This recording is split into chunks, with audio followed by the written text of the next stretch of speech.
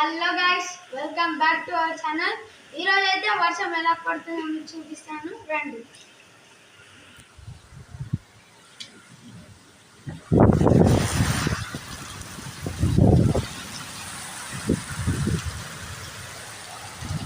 చూడండి గైస్, మొత్తం వరద వచ్చేసింది.